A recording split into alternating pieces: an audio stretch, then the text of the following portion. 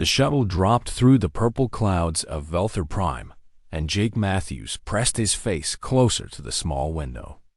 He had seen pictures of this world before, but pictures could never capture the way the twin suns painted everything in shades of gold and violet. Mountains rose in the distance like broken teeth, and a vast city spread below, its towers reaching toward the sky like metal fingers. Jake was not a soldier. He was not a hero.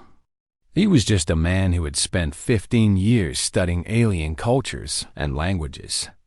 At 34 years old, he had never fired a weapon in combat. He had never saved anyone's life. He had simply read books, attended lectures, and learned how to listen when Earth's government needed someone to represent humanity at the Galactic Summit. They did not choose a general or a politician. They chose Jake because he was calm, because he did not lose his temper, because he understood that sometimes the best thing a person could do was stay quiet and pay attention. The shuttle landed on a platform made of some smooth black stone that Jake did not recognize. He gathered his small bag and stepped outside. The air smelled strange, like copper and flowers mixed together. 2 alien officials waited for him at the bottom of the ramp. They were tall and thin, with gray skin and large dark eyes. Their mouths moved in ways that seemed wrong to human eyes, but the translator device in Jake's ear turned their sounds into English words. "Welcome to Velther Prime, human representative," one of them said. "We hope your stay will be productive." Jake nodded and thanked them. He noticed how they looked at him. There was no hatred in their eyes, but there was something else. It was the way a person might look at a child who had wandered into a room full of adults. They were curious, but they did not take him seriously. He had expected this. Humanity had only discovered faster-than-light travel 20 years ago. To the other species gathered here, Earth was like a small village that had just learned about the existence of great cities. They were newcomers, primitives. Interesting, perhaps, but not important. Jake followed the officials through long corridors made of the same black stone. Other aliens passed them, speaking in languages his translator struggled to process. Some walked on 2 legs like humans. Others moved on 4 or 6 or more. Some floated. Some crawled. The galaxy was full of life, and humanity was just one small piece of it. They reached a large hall where hundreds of delegates had gathered. Tables were arranged in circles, and servants moved between them carrying food and drinks from dozens of different worlds. Jake found the table assigned to humanity. It was small and placed near the back of the room, far from the center where the important species sat. He did not complain. He simply sat down and began to observe. For the next 2 hours, Jake watched and listened. He learned which species were allies and which were rivals. He noticed how the powerful ones moved through the room and how the smaller delegations tried to catch their attention. He saw fear and ambition and greed, all hidden behind polite smiles and formal words. Then the Cytheran delegation arrived, and everything changed. The Cytherans were beautiful in a cold and frightening way. They stood nearly 7 feet tall, with skin the color of pale silver and eyes that glowed faintly purple. Their bodies were thin but strong, wrapped in robes made of some material that seemed to shift and flow like liquid. They moved with the confidence of creatures who had never known defeat. The Cytheran Dominion controlled 40 star systems. Their fleet was one of the largest in the known galaxy. They had conquered dozens of worlds and bent countless species to their will. When they entered a room, everyone noticed that at the front of the delegation walked a young female. She could not have been older than 19 or 20 cycles, which Jake knew was roughly equivalent to human years.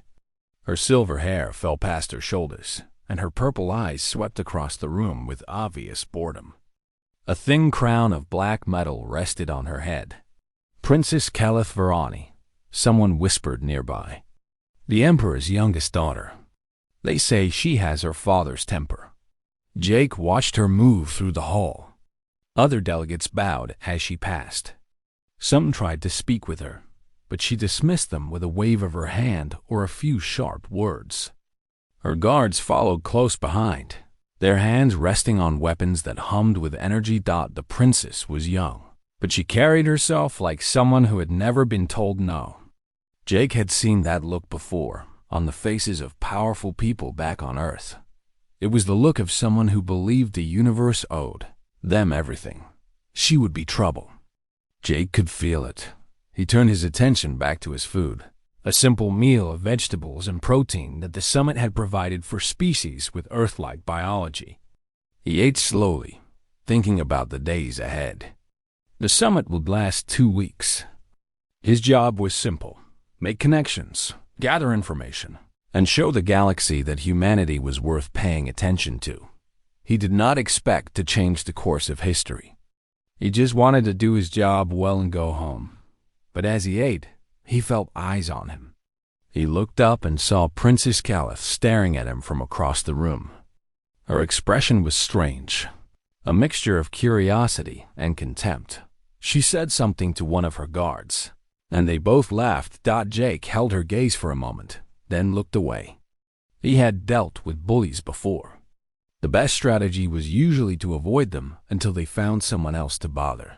Unfortunately, Princess Kellith did not seem like the type to give up easily, and Jake had a feeling that before this summit was over, she would find her way to his table. He was right. The first night passed without incident. Jake returned to his small quarters and slept poorly, his body still adjusting to the strange rhythm of this world's rotation.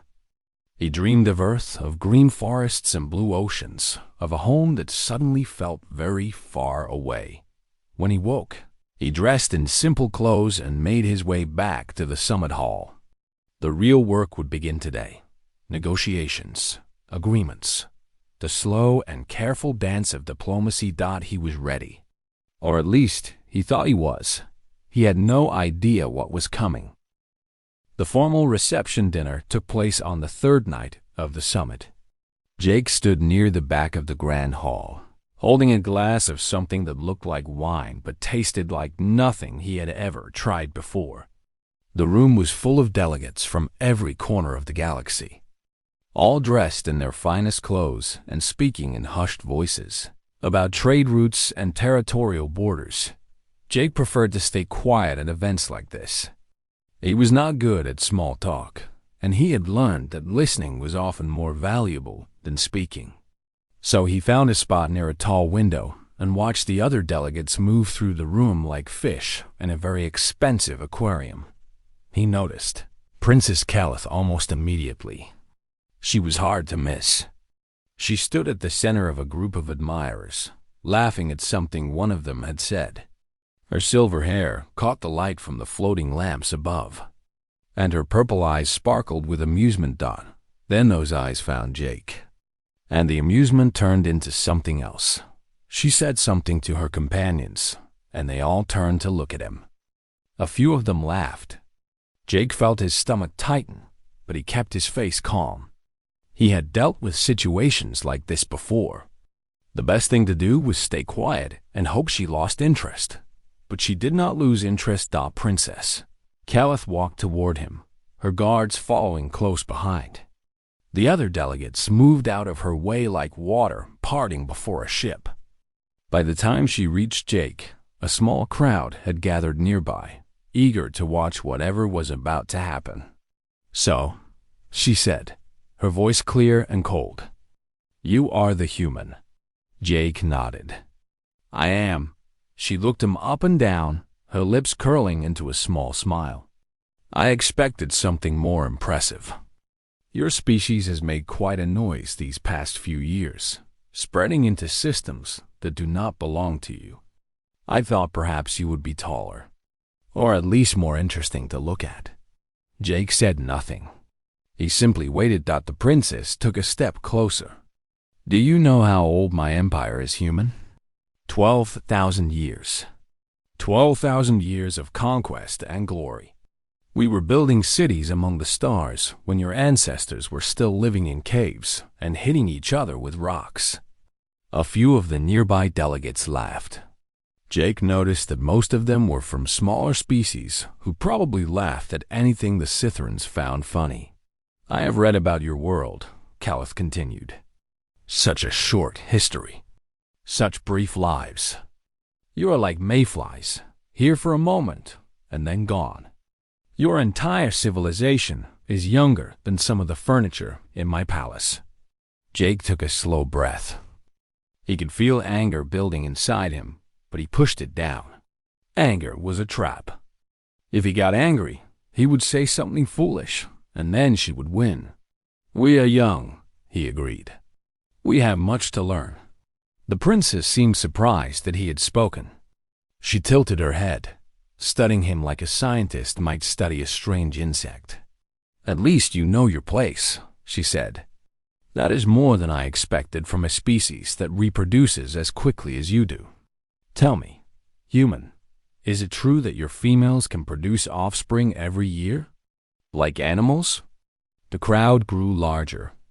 Jake could see other delegates pretending not to watch, but their eyes kept drifting toward the confrontation. He understood what was happening. This was entertainment for them. The powerful princess humiliating the weak human. It was a story they would tell for years. Jake looked at Kellith. She was young, he reminded himself. 19 years old. Back on Earth, she would barely be old enough to vote.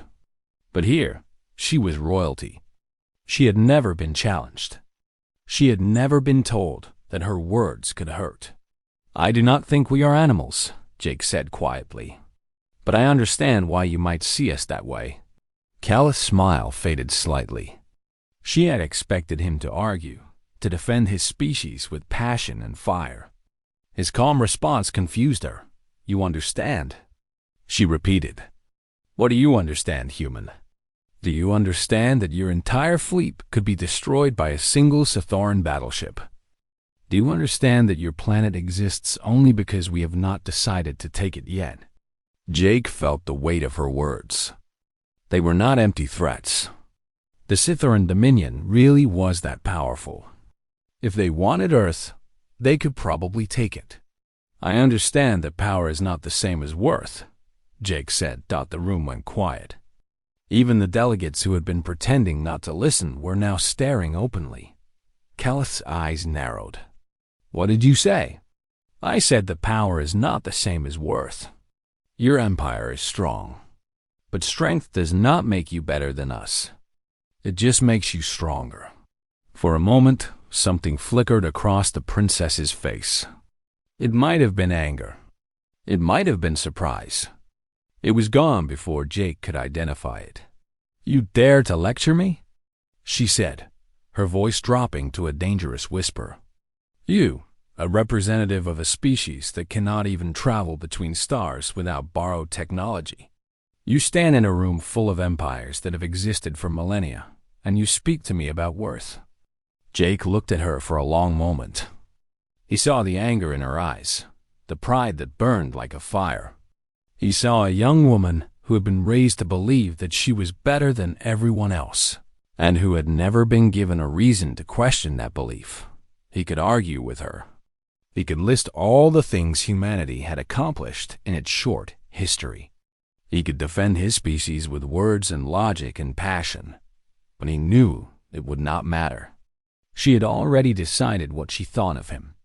Nothing he said would change her mind. And if he argued, he would only give her what she wanted, a show for the crowd, a victory she could brag about. So instead, Jake set down his glass on a nearby table. He straightened his jacket, and then, without another word, he turned and walked away. The room fell completely silent. Princess Kellith stood frozen, her mouth slightly open. No one had ever walked away from her before. Not once in her entire life. People begged for her attention. They fought for a moment of her time.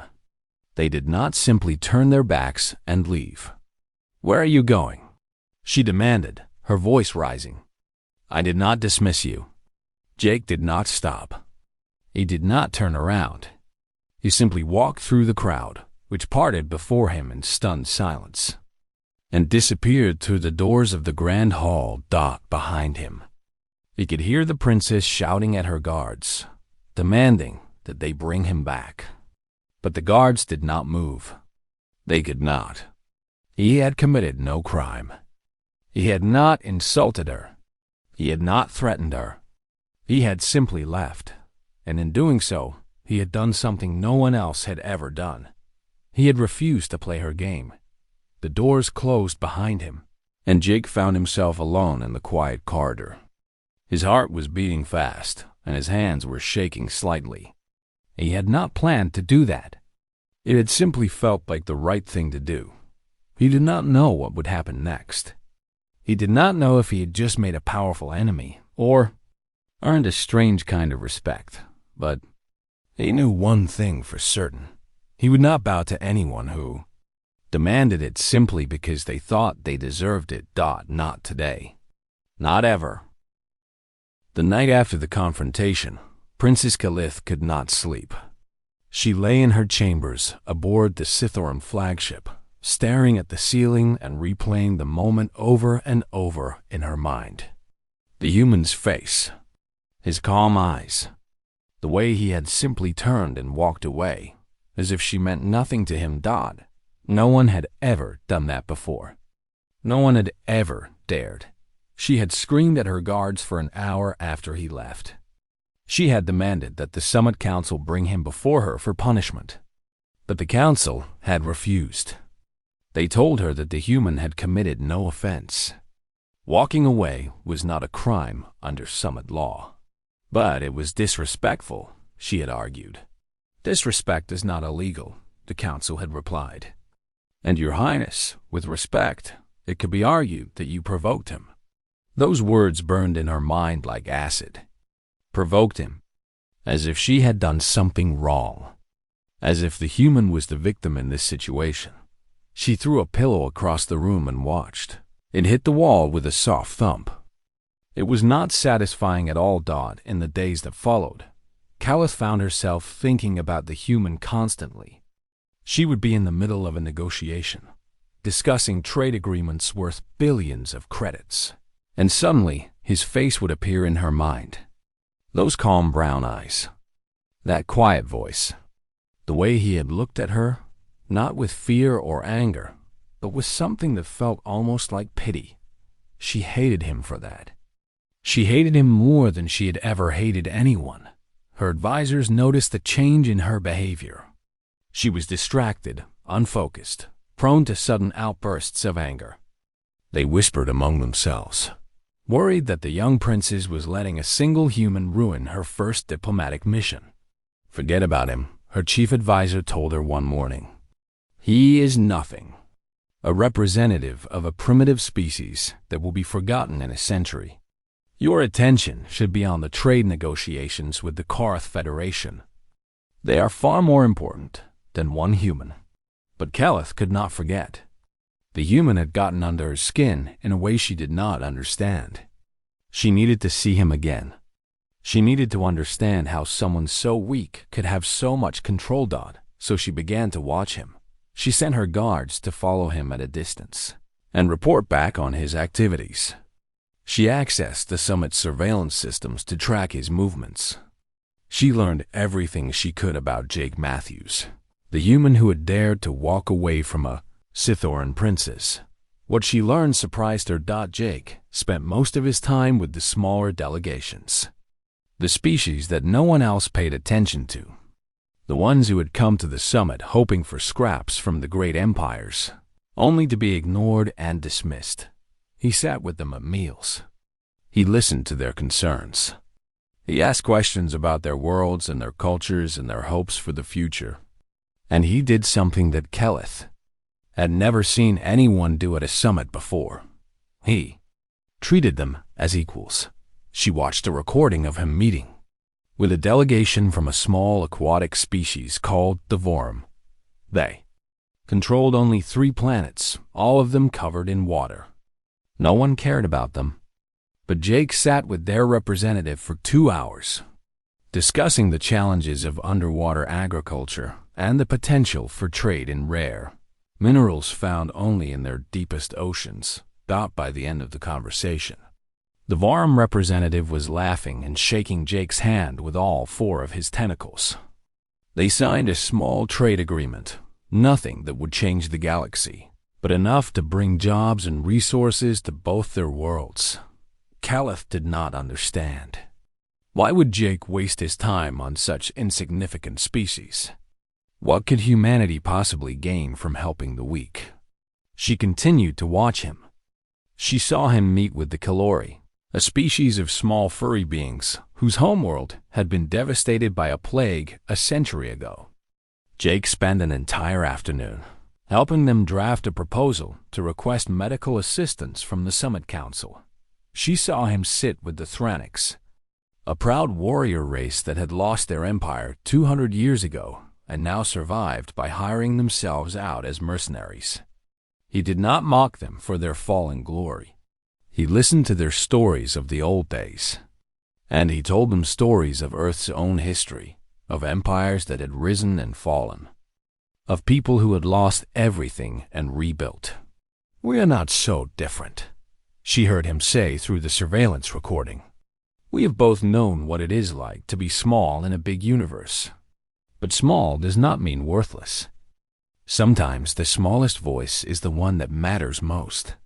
The Thranic's representative, a scarred old warrior who had seen 100 battles, wiped tears from his eyes and clasped Jake's hand.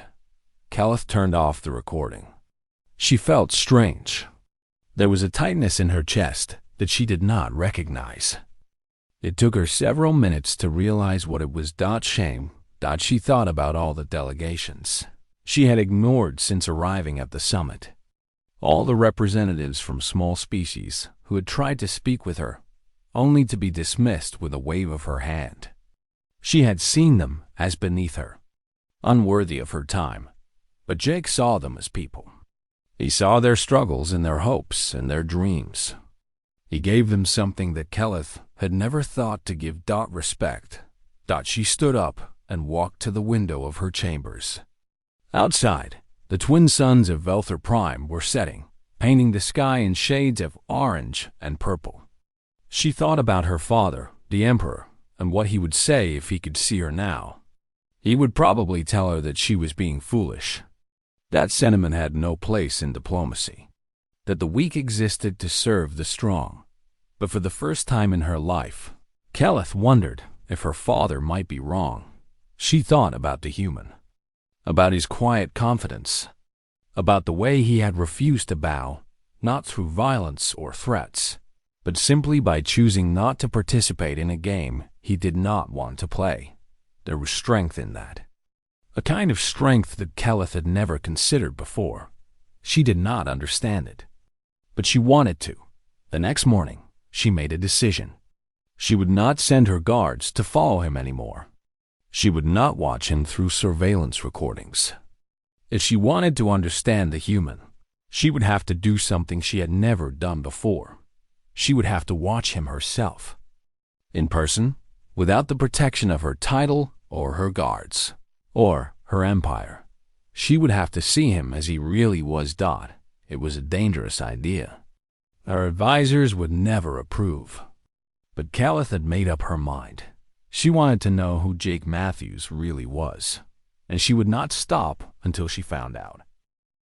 The attack came on the 9th day of the summit, just when everyone had started to believe that nothing would go wrong. Jake was eating breakfast in the main hall when the explosion started.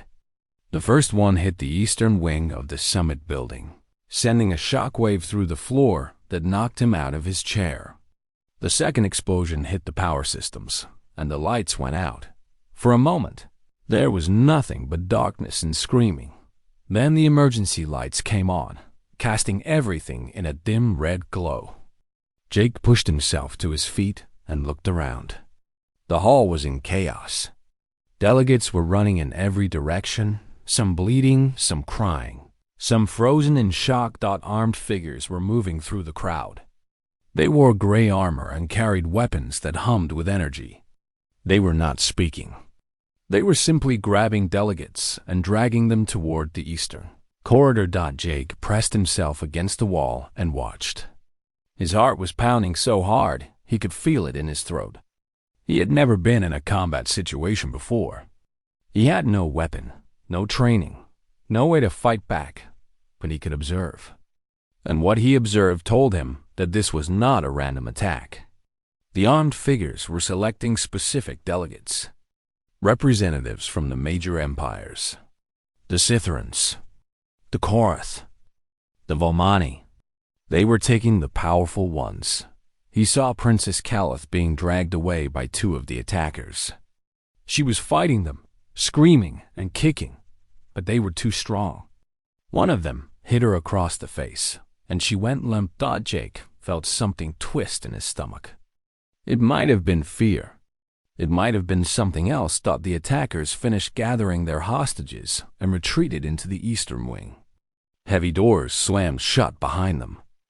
Then, through the summit's communication system, a voice began to speak.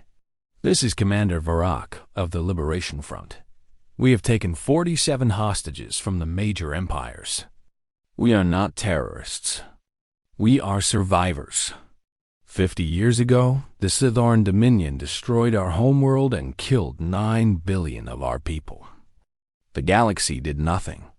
Today, we demand justice." The voice continued, listing demands. Reparations for the destroyed world. Recognition of the crimes committed by the Scytherran Dominion. A trial before the Galactic Council for the officers responsible for the genocide. Jake listened carefully. He recognized the species being referenced. The Korathi, a peaceful people who had once inhabited a beautiful world near the edge of Scytherran space. They had refused to submit to the Dominion, and the Dominion had made an example of them. It was one of the darkest chapters in recent galactic history, and most people had simply chosen to forget about it. The Summit Council gathered in what remained of the main hall. The representatives of the major empires were furious. They demanded immediate military action. Send in soldiers. Kill the terrorists. Save the hostages. But the Liberation Front had chosen their position well. The Eastern Wing was designed to be defensible. Any assault would result in massive casualties, including the hostages. The negotiations began, but they went nowhere. The Liberation Front did not trust the major empires. The major empires refused to meet any of the demands. Hours passed, and the situation grew more tense. Jake watched from the back of the room, thinking. He thought about the Korathi and what had been done to them. He thought about Princess Kellith, unconscious and helpless in the hands of people who had every reason to hate her family. He thought about what he could do, if anything. Then he stood up and walked to the front of the room. "Let me try," he said. The council members stared at him. Some of them laughed. "You?" said the Korath ambassador, a large reptilian creature with scales the color of rust. "What can a human do that our combined might cannot?" "Talk," Jake said simply. "The Liberation Front has no quarrel with humanity. We were not involved in what happened to the Korathi. They might be willing to speak with me." The council debated for another hour. Some thought Jake's idea was foolish. Others thought it might be their only chance. In the end, they agreed to let him try. They had nothing to lose. Jake approached the heavy doors that led to the eastern wing. A small communication panel was built into the wall beside them. He pressed a button and spoke. "My name is Jake Matthews. I am the human representative. I would like to speak with Commander Varrock." There was a long silence. Then the doors opened, just wide enough for one person to pass through. Jake walked in alone. The hostages were being held in a large conference room. They sat on the floor with their hands bound, surrounded by armed guards. Jake saw Princess Kellith among them. She was awake now, and her eyes widened when she saw him. Commander Varrock stood at the far end of the room. He was old, his gray skin marked with scars and burns. His eyes were tired, filled with a pain that had never healed. "Human," he said. "Why are you here?" "To listen," Jake replied. For the next 6 hours, Jake sat with Commander Varric and heard his story. The commander had been a child when the Scythrans came. He had watched his parents die. He had survived by hiding in the ruins of his city for 3 years, eating garbage and drinking rainwater. When he was finally rescued, he had nothing left. No family, no home, no future. He had spent the next 50 years gathering other survivors, building the Liberation Front, planning for this moment.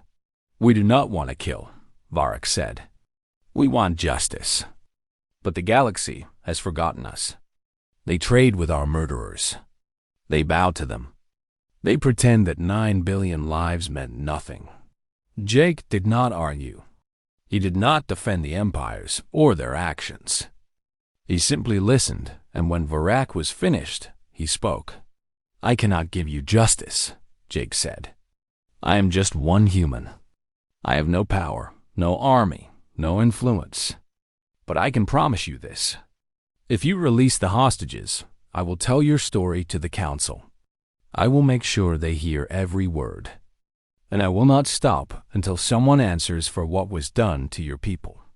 Varric studied him for a long moment. Why would you do this? Your species has nothing to gain from helping us. Jake thought about the question. He thought about all the reasons he could give. The political reasons, the strategic reasons, the practical reasons. But in the end, he told the truth.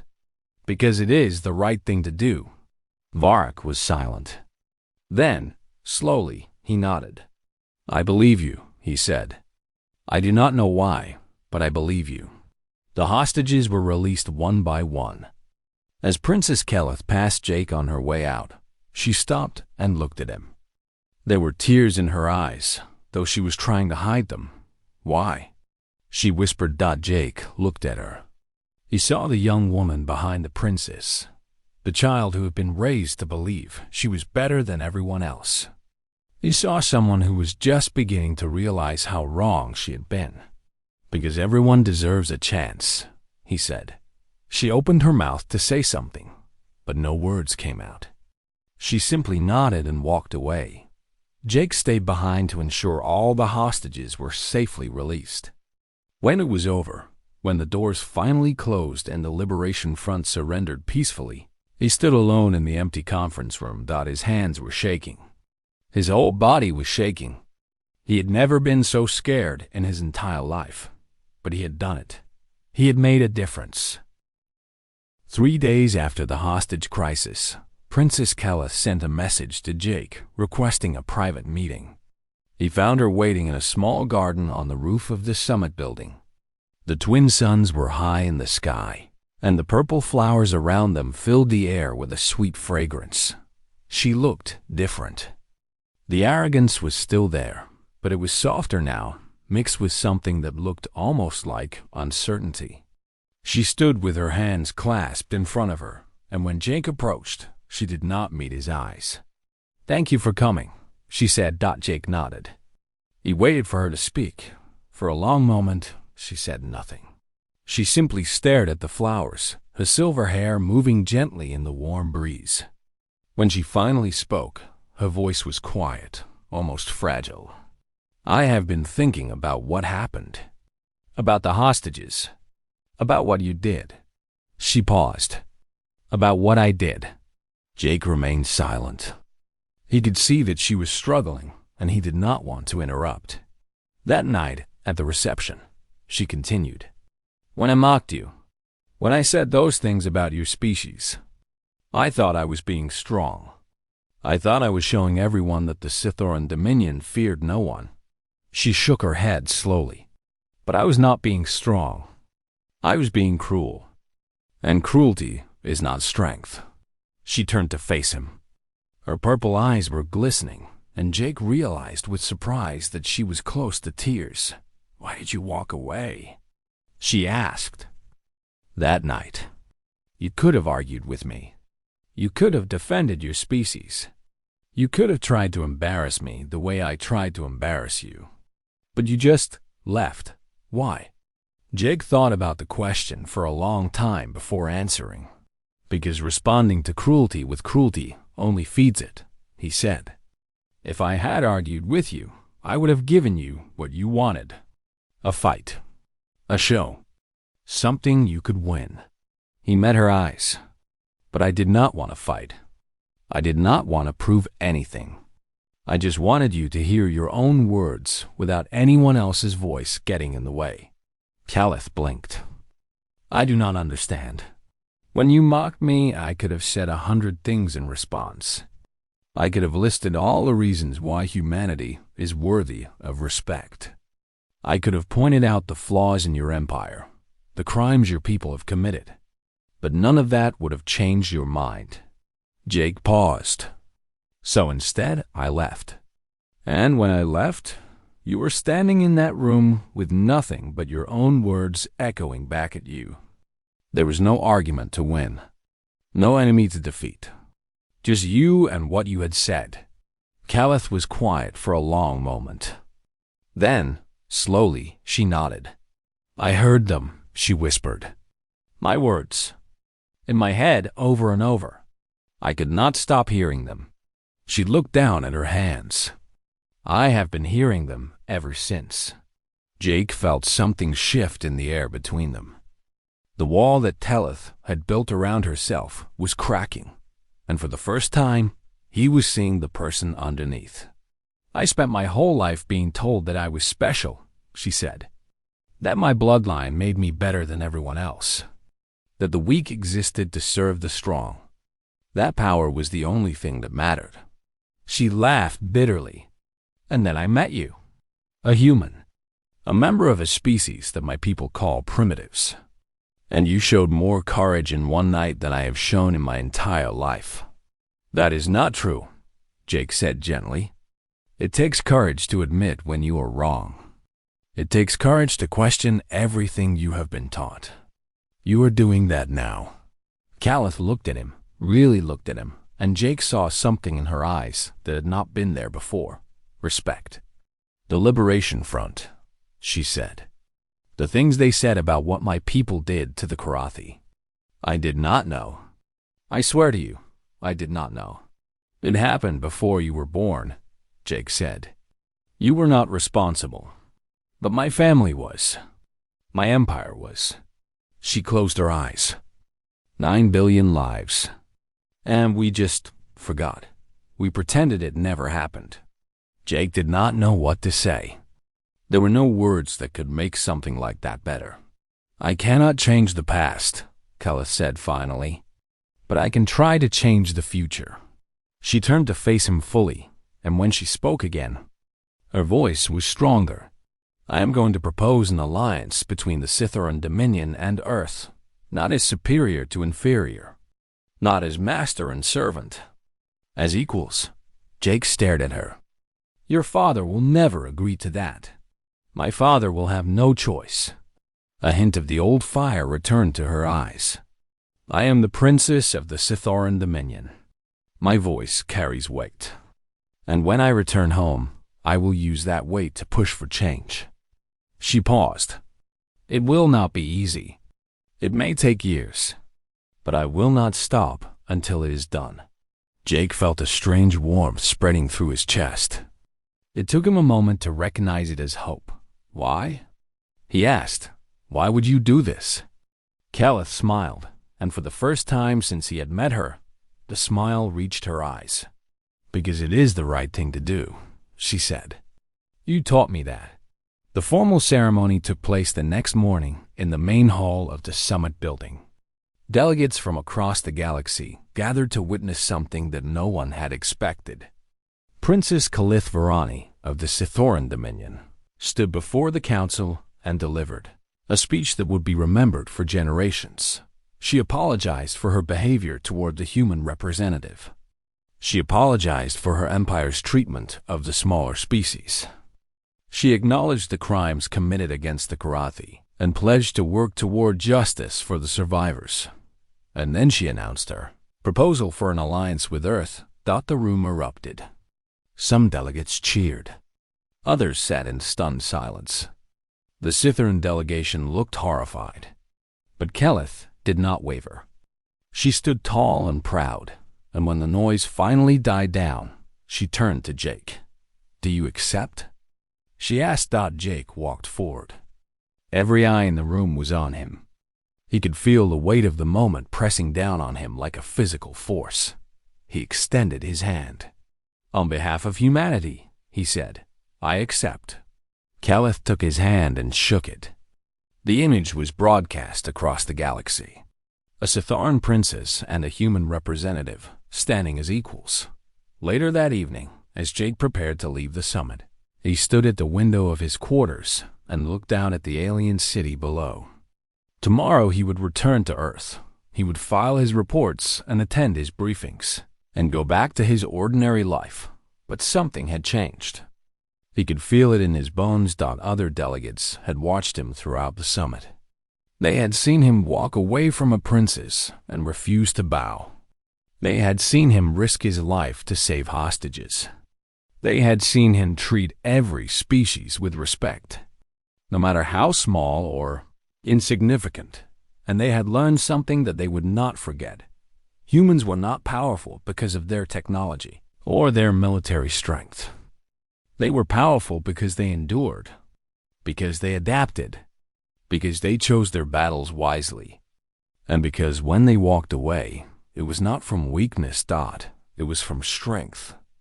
Jake smiled and turned away from the window. He had a shuttle to catch. The universe was big, and humanity was just getting started.